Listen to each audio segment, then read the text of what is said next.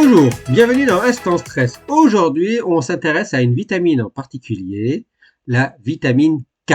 Eh bien, la vitamine K, elle est très impliquée dans les mécanismes de coagulation, dans l'hémorragie, et il faut savoir qu'une carence en vitamine K, c'est un risque très augmenté de faire des hémorragies, donc de perdre beaucoup de sang.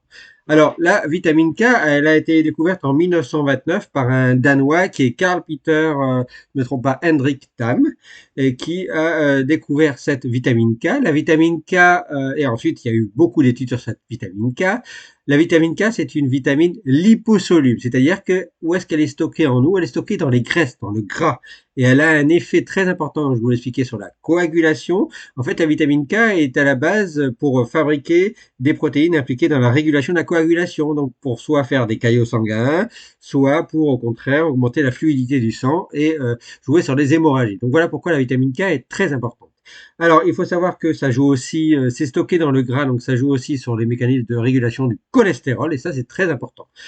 Alors, il faut savoir que il existe différents types de vitamine K, des vitamines K synthétiques et naturelles. La vitamine K naturelle, c'est la vitamine, vous avez la vitamine K1, on appelle ça les phytoquinones. On trouve ça dans les plantes, dans des légumes, dans des végétaux qu'on peut manger. Voilà. Et puis dans des fruits, par exemple, comme par exemple la pomme, un exemple.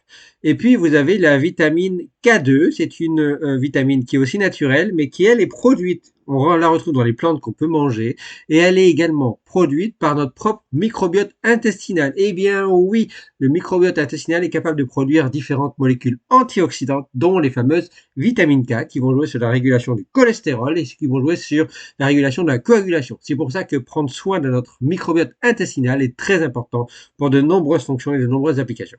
Et puis, vous avez la vitamine K3. Alors, la vitamine K1, c'est phytoquinone. La vitamine K2, son autre nom, c'est ménaquinone.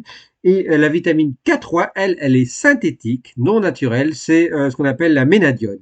Et alors, il faut faire très attention parce que comme elle n'est pas naturelle, elle est synthétique, on peut l'utiliser à très forte dose et elle a des effets secondaires très importants sur le foie. Donc, globalement, on n'utilise pas, on consomme pas la vitamine K3.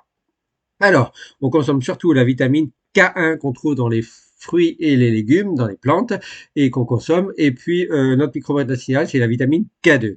Alors, il faut savoir que la vitamine K est aussi très utilisée dans les compléments, dans certains médicaments, et aussi en cosmétique. Eh bien oui, la cosmétique utilise beaucoup cette vitamine K parce qu'elle est impliquée dans des propriétés antioxydantes. Et pour la peau, elle a des propriétés qui jouent sur qui contre le photovieillissement. Donc, ça ralentit le vieillissement de la peau. Et puis, la vitamine K favorise la cicatrisation. C'est en lien avec les mécanismes de coagulation.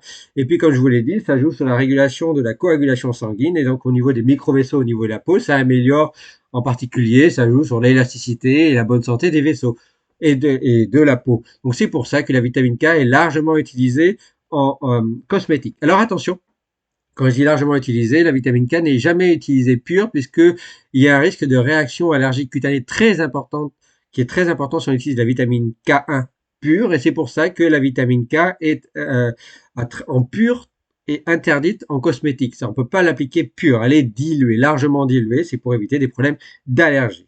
Alors, faut savoir aussi que, comme je vous ai expliqué, la vitamine K, elle est très importante. Il faut savoir même qu'on en donne aux bébés, aux nouveau-nés. Pourquoi? Parce que les bébés, les nouveau-nés ont une forte carence, une carence en vitamine K. Et donc, c'est pour ça que dès la naissance, les bébés, les nouveau-nés ont un complément qui est donné pour enrichir en vitamine K.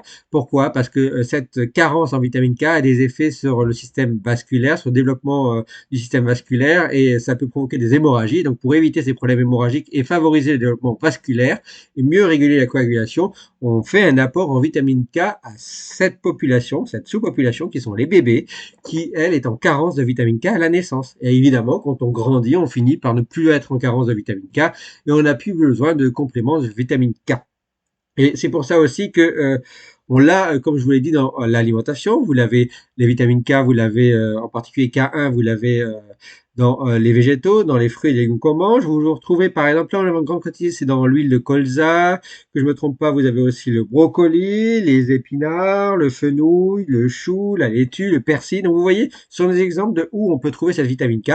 Pas besoin d'en manger des tonnes. Si on en mange de temps en temps ces aliments, eh bien, on a une alimentation équilibrée, on aura un apport équilibré en vitamine K. Ça n'a pas besoin d'en avoir en excès, puisque si vous avez en excès, ça va aussi perturber le système immunitaire et perturber le système de coagulation et même la peau.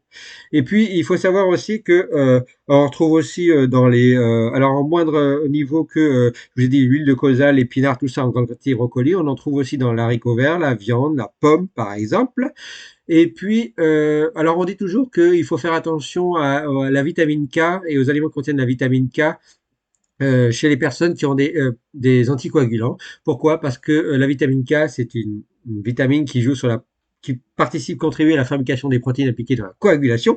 Et quand on a des médicaments anticoagulants, justement, on essaie de contrôler cette coagulation pour éviter d'avoir, en général, les médicaments anticoagulants, c'est pour éviter d'avoir des thrombus, c'est pour éviter d'avoir des caillots. Et donc, on fluidifie un peu plus le sang, et donc on joue un peu sur cette mécanisme de vitamine K, et donc on utilise des antivitamines K. Et donc, si vous, à côté, vous prenez des antivitamines K et vous mangez de la vitamine K, ça pourrait interférer. On dit ça pourrait parce qu'en fait, il y a un discours alarmant qui disait, il y a quelque temps, attention, mais en fait, les, euh, les médecins qui suivent leurs patients qui ont des médicaments anti-vitamine K, qui ont des problèmes de coagulation, ils ont une analyse qui s'appelle une INR, qui permet, l'analyse INR, qui permet d'avoir le taux de protéines qui est prothrombine. Et donc cette prothrombine joue sur le taux, l'efficacité de formation des caillots sanguins ou la fluidité du sang.